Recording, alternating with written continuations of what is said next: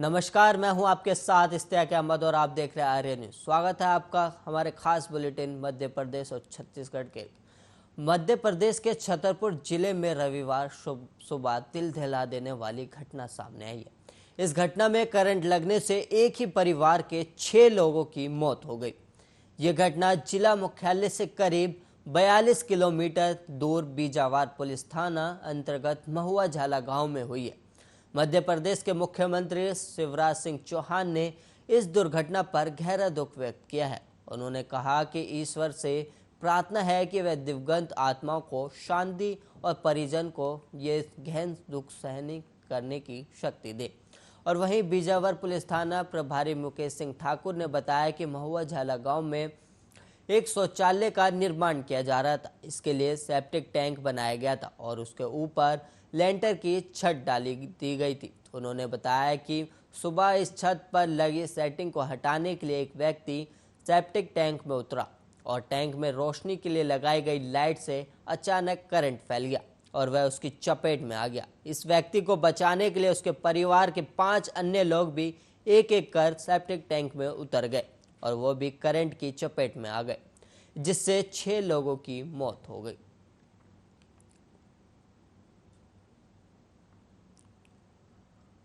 और वहीं विश्व जनसंख्या दिवस पर बढ़ती आबादी को देखते हुए कठोर कदम उठाए जाने की मांग तेज हो गई है।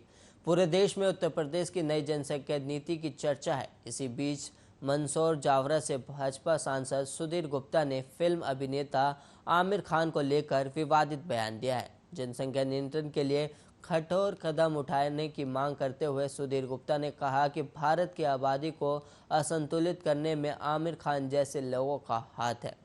ये देश का दुर्भाग्य है। सुधीर गुप्ता ने कहा कि आमिर खान की पहली पत्नी रीना दत्ता 2 बच्चों के साथ दूसरे किरण राव कहां भटकेंगी। बच्चे के साथ उसकी चिंता नहीं है, लेकिन दादा आमिर तीसरी की खोज में जुट गए। ये संदेश एक हीरो का है। उन्होंने आगे कहा कि ये जो दुनिया कहती थी कि अंडा बेचने के अलावा ज़्यादा कुछ अकल नहीं, इतना ही करें तो ज़्यादा ठीक है। भाजपा सांसद ने कहा कि बहुत ही स्पष्ट है कि आखिरकार हमें एक न एक दिन तो विचार करना पड़ेगा। मैंने देखा कि भारत की 1 इंच भी भूमि नहीं बढ़ी और आबादी 140 करोड़ तक पहुंच गई है। इस पर ना तो शुभकामनाएं बनती है और ना बधाई बनती है। अगर पीछे पलटकर देखें तो जो भारत का बंटवारा हुआ था उसमें पाकिस्तान के हिस्से में जमीन ज़्यादा गई थी, लेकिन जनसंख्या कम गई थी।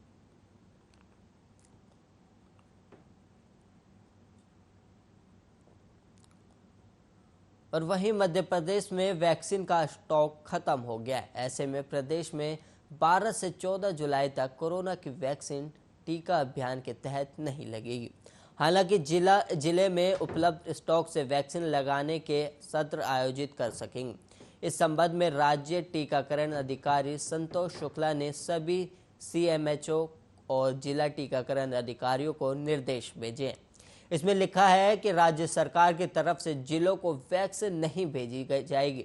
12 जुलाई की स्थिति में जिले पर उपलब्ध स्टॉक के अनुसार वैक्सीन के सत्र आयोजित करें। निर्देश के अनुसार 13 जुलाई को नियमित टीकाकरण के सत्र आयोजित होंगे। इसके अलावा सभी जिले 12 से 14 जुलाई के बीच गर्भवती माताओं को कोविड-19 टीका लगाने के लिए केंद्र सरकार की तरफ से भेजी गई गाइडलाइंस के अनुसार स्टाफ को प्रशिक्षित करने का काम पूरा करें और सभी जिलों को इस दौरान वैक्सीन के कोल्ड चेन उपकरणों और वैक्सीन वाहनों को प्रिवेंटिव मेंटेनेंस रखरखाव का कार्य किया जाए।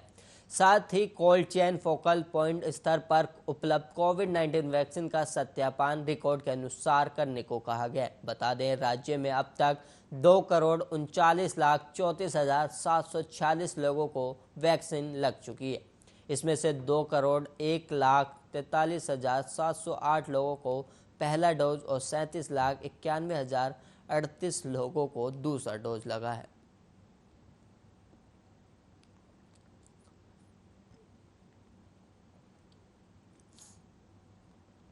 और वहीं कोरोना काल में ट्यूशन फीस ही वसूलने और स्कूल नहीं खोलने के सरकार के फैसले के विरोध में राज्य भर में प्राइवेट स्कूलों की हड़ताल की घोषणा की गई है।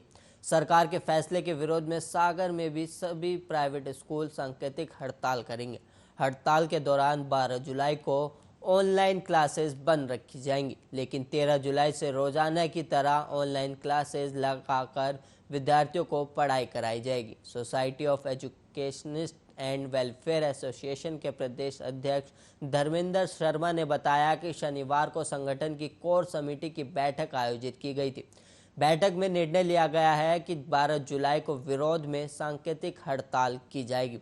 इस दौरान सिर्फ 12 जुलाई को ही ऑनलाइन क्लासेस बंद रहेंगी और वहीं 13 जुलाई को पूर्वानुसार क्लासेस लगेंगी ताकि बच्चों की पढ़ाई प्रभावित ना हो।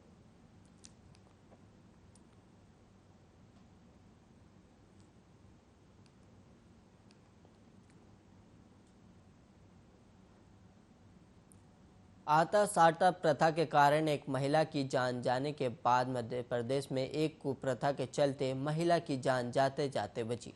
मामला गुना जिले का है। यहाँ में झगड़ा प्रथा की आड़ में युवक ने अपनी पत्नी को ही बेच दिया। युवक खरीदारों से पहले ही 50,000 एडवांस ले चुका था। पत्नी को उन्हें सौंपने पर और रुपए मिलने थे। जब पत्नी ने खरीदारों के साथ जाने से इनकार किया तो उसकी जान लेने की कोशिश की गई। साथ ही सास ससुर और पति ने उसे कुएं में फेंक दिया। गांव के चौकीदार ने महिला को बचाया। घटना गुना के मृगवास थाना क्षेत्र के गांव सगोरिया की है। महिला का मायका चंचोड़ा थाना क्षेत्र के गांव कोलंबे में है। उसकी शादी बचपन में ही सगोरिया निवासी गोपाल गुर्जर से हो गई थी। 5 साल पहले ही वह बालिग होने पर ससुराल पहुंची थी।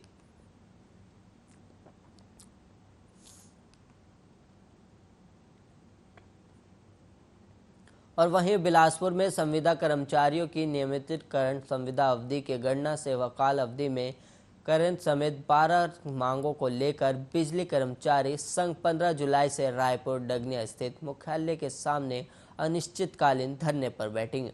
कोरोना संक्रमण को देखते हुए हर दिन अलग अलग क्षेत्र के 3 प्रमुख पदाधिकारी इसमें शामिल होंगे। बिलासपुर के पदाधिकारी 16 जुलाई को जाएंगे। बता दें कि महासंघ के प्रदेश प्रमाणदात्री की बैठक शनिवार को रायपुर में प्रदेश कार्यकारी अध्यक्ष एस.के. मजूमदार की उपस्थिति में हुई, जिसमें 15 से 26 जुलाई तक धरने देने का निर्णय लिया गया है। पहले दिन रायपुर, दूसरे दिन बिलासपुर और 19 जुलाई को दुर्ग क्षेत्र के 3 पदाधिकारी शामिल होंगे। इस तरह अंतिम दिन तक इसी तरह हर क्षेत्र के पदाधिकारी पहुंचेंगे। इसके अतिरिक्त आगामी अधिवेशन पर भी चर्चा कर निर्णय लिया जाएगा और वहीं धरना आंदोलन समाप्त होने के बाद इस पर विचार कर तारीख और स्थान का निर्णय लिया जाएगा। छत्तीसगढ़ बिजली विभाग कर्मचारी संघ के जिला प्रभारी मनीष कुमार छत्री ने बताया कि 12 मांगों को लेकर संघ कई दिनों धरना करने वाला है।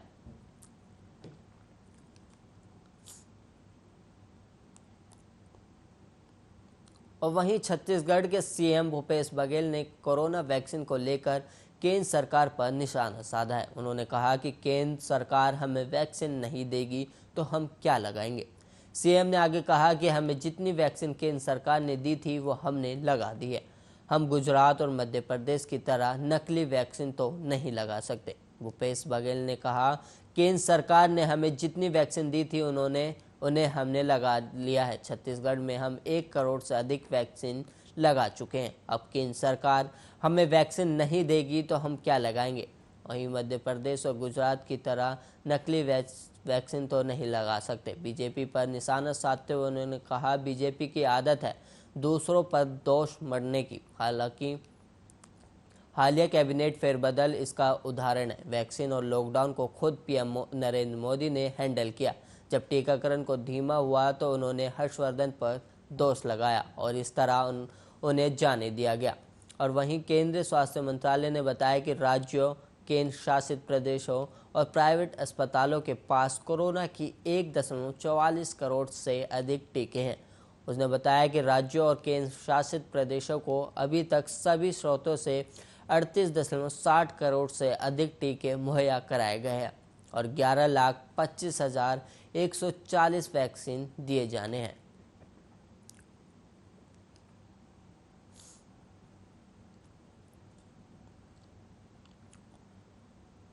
छत्तीसगढ़ के मुख्यमंत्री भूपेश बघेल को लेकर सियासी अटकलें तेज हो गई हैं। रविवार को वह दिल्ली पहुंचे और कांग्रेस महासचिव प्रियंका गांधी से मुलाकात की। इसके बाद उन्होंने मीडिया से चर्चा में कहा कि ये पार्टी हाईकमान किसी और को मुख्यमंत्री बनाना चाहता है तो वह इसके लिए तैयार है।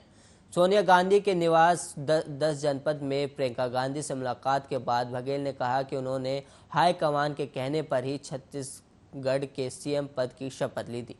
अगर हाईकमान कहेगा तो वह पद छोड़ने को तैयार है। उन्होंने ये भी कहा कि उनकी मुलाकात सोनिया गांधी से नहीं, महासचिव प्रियंका गांधी के साथ हुई है। 2.5 साल के लिए मुख्यमंत्री बनाए जाने की शर्त को लेकर चल रही अटकलों पर बघेल ने कहा कि हाईकमान ने मुझे शपथ लेने को कहा था, इसलिए मैंने ली। जब वो कहेंगे कि कोई और मुख्यमंत्री बनेगा तो ऐसा ही होगा। इस तरह के समझौते गठबंधन सरकार में होते हैं।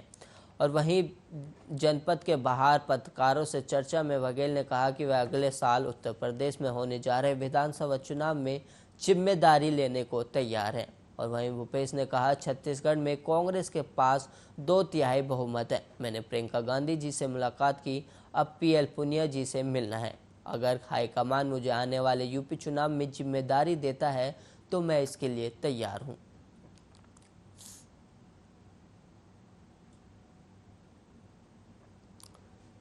छत्तीसगढ़ के 58 गांवों में आज से खेती किसानी पर लगेगी रोक। जानिए ये बड़ी वजह। छत्तीसगढ़ के कोरबा जिले के 58 गांवों में आज से खेती किसानी का काम नहीं होगा। रेलवे ने किसानों से अधिकृत भूमि पर खेती नहीं करने को कहा है, जिसके चलते जिले के 58 गांवों में खेती का काम पूरी तरह से बंद है।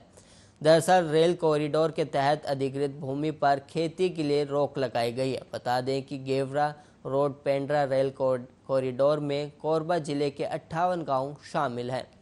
15 दिनों के भीतर पटरी बिछने का काम शुरू होगा। दिल्ली पहुंचे सीएम शिवराज, केंद्रीय मंत्री डॉक्टर वीरेंद्र कुमार और मंत्री नरेंद्र सिंह तोमर से की मुलाकात, जिसके चलते जिले के 58 गांव में खेती किसानी का काम नहीं होगा। बता दें कि लंबे समय से काम अटका हुआ है। वहीं अब खेती पर रोक लगाई गई है। उम्मीद है कि अब काम में तेजी आएगी।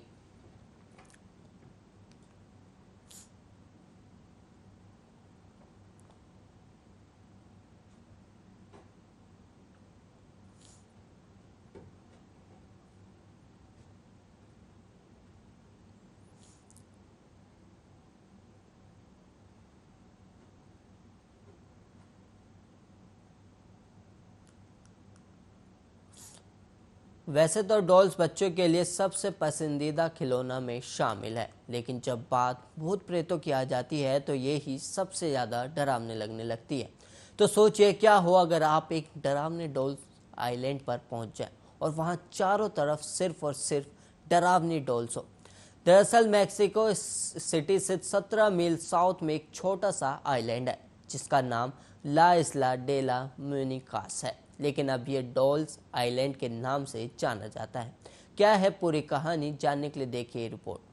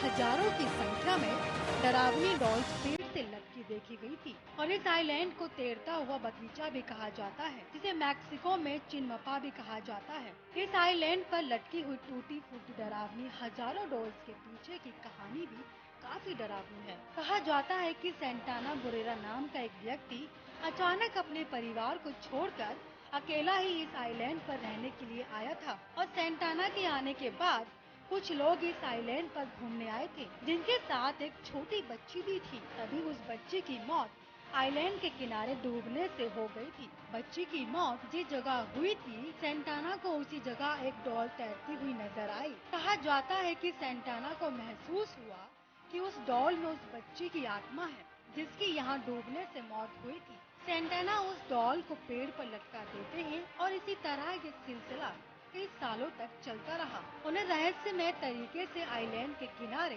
टूटी फूटी और डरावनी डॉल्स मिलती रही और वो उन सभी डॉल्स को पेड़ पर लटकाते रहे। इसी तरह इस आइलैंड पर आज हजारों की संख्या में डॉल्स लटकी हुई मिलती हैं। रिपोर्ट्स की माने तो सेंटाना इस आइलैंड पर करीब 50 साल तक रहे थे और साल 2001 में रहस्यमय तरीके से उनका शव पानी में तैरता हुआ मिला था और 1990 में एक्सोचिमिल्को कैनल्स की सफाई के दौरान जब कुछ लोग यहाँ पर आए तो वो हैरत में पड़ गए। इसके बाद मीडिया में इसकी बातें होने लगी और लोगों को इस आइलैंड पर आना जाना शुरू हो गया था। फिलहाल ये आइलैंड अब टूरिस्ट प्लेस बन चुका है, लेकिन रात होने से पहले सभी यहाँ से चले जाते हैं। लोगों का कहना है कि रात के समय इन डॉल्स के फुसफुसाने की आवाजें आती हैं और ऐसा लगता है कि पेड़ पर लटकी ये डॉल अपनी डरावनी आंखों से सब कुछ देख रही है। स्पेशल डाइट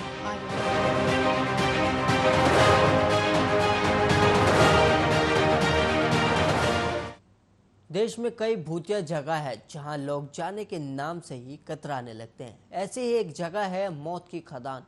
मौत की खदान यानी लांबी देहर माइंस, जो कि उत्तराखंड के मसूरी में स्थित है।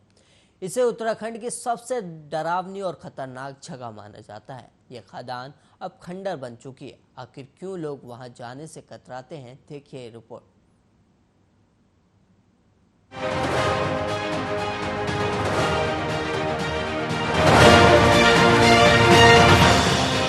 उत्तराखंड अपनी खूबसूरती के लिए दुनिया भर में जाना जाता है। टूरिस्ट अपनी रोजमर्रा की जिंदगी से ऊबकर शांति और नेचर के बीच रहने के लिए उत्तराखंड तो आते ही हैं। साथ ही एडवेंचर लवर्स भी यहाँ पर ट्रैकिंग, हाइकिंग, वाटर राफ्टिंग जैसी कई मजेदार एक्टिविटी करते हैं। लेकिन पहाड़ों की इस खूबसूरती के बीच एक ऐसी जगह भी है जहाँ लोग जाना तो दूर, उसके बारे में बात भी नहीं करना चाहते हैं। इस जगह के बारे में अगर आप जानेंगे तो शायद सहम जाएंगे, क्योंकि ये उत्तराखंड की सबसे डरावनी जगह मानी जाती है। हम बात करने जा रहे हैं उत्तराखंड में मसूरी से कुछ किलोमीटर दूर लंबी देहर खदान की।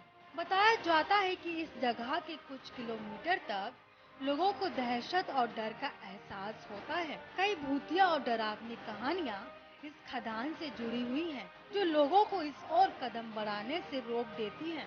आसपास के लोग अक्सर नए टूरिस्ट को यहाँ न जाने की चेतावनी देते हैं और वे प्रचलित कहानियाँ भी सुनाते हैं। बता दें कि इस जगह पर कई हॉरर फिल्मों और सीरियल्स की शूटिंग की गई है। अब वहाँ के किसी भी व्यक्ति से लंबे देहर का रास्ता पूछेंगे तो वो दहशत में आ जाएगा और वो आपको वहाँ जाने से मना करेगा। कहानी साल 1990 की है। बताया जाता है कि उस समय यहाँ माइनिंग चल रही थी और हजारों की तादाद में मजदूर खदान के अंदर काम कर रहे थे, लेकिन माइनिंग की गलत प्रक्रिया के चलते करीब 50,000 मजदूर खदान में दबकर मर गए। वहाँ जो मजदूर इस खदान के पास थे, उन्हें लंग्स की बीमारी हो गई और वे खांस कर मर गए। ये भी कहा जाता है कि सभी मजदूरों को खून की उल्टियाँ हुई थी और हजारों मौतों के बाद लंबी देहर माइंस मसूरी की सबसे खतरनाक जगह बन गई।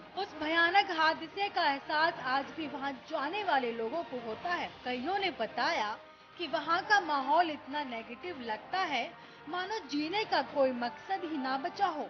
लोकल लोगों ने बताया कि लंबी देहर चूना पत्थर की माइंस हुआ करती थी अंग्रेजों के जमाने में चल रही इन खदानों को सन 1900 में सील कर दिया गया था। बताया जा रहा है कि इन खदानों के पास जाने वाले लोगों को अक्सर चीखें और रोने की आवाजें सुनाई देती हैं। कभी कोई चिल्लाते हुए बचाने की गुहार लगाता है तो कभी मदद की अपील करता सुनाई पड़ता है, लेकिन आसपास दिखाई कोई नहीं देता। स्थानीय लोगों का कहना है कि उस जगह के पास हर साल हादसों की संख्या बढ़ने लगती है। यही वजह थी कि माइंस को बंद कर दिया गया। यहाँ पर महज 20 लोग रहते हैं और उनके मुताबिक इस जगह पर आत्माओं का वास है, जो कि चीखती चिल्लाती और रोती रहती हैं। लोगों ने बताया इस खदान के सामने से गुजरने वाला या तो मौत के मुंह में जाता है या फिर उसका भयंकर तरीके से एक्सीडेंट हो जाता है। फिलहाल लंबे देहर माइंस के आसपास अब पेड़ उगाए हैं, जिनसे खदानें ढक चुकी हैं। सामने से दिखाई नहीं पड़ती। अब ये जगह जंगल बन चुकी है। हालांकि अभी भी लोगों को चीखने चिल्लाने की आवाजें सुनाई देती हैं और अक्सर यहाँ हादसे भी होते रहते हैं। यही वजह है कि रात में कोई भी इस इलाके में नहीं आता। बुजुर्ग बताते हैं कि एक समय पर यहाँ पर चुड़ैल का साया रहा करता था। इस वजह से एक्सीडेंट होना आम बात हो गई थी। एक बार यहाँ हेलीकॉप्टर भी क्रैश हुआ था। इसकी वजह से आज तक किसी को नहीं पता चल सका है। Special desk iron.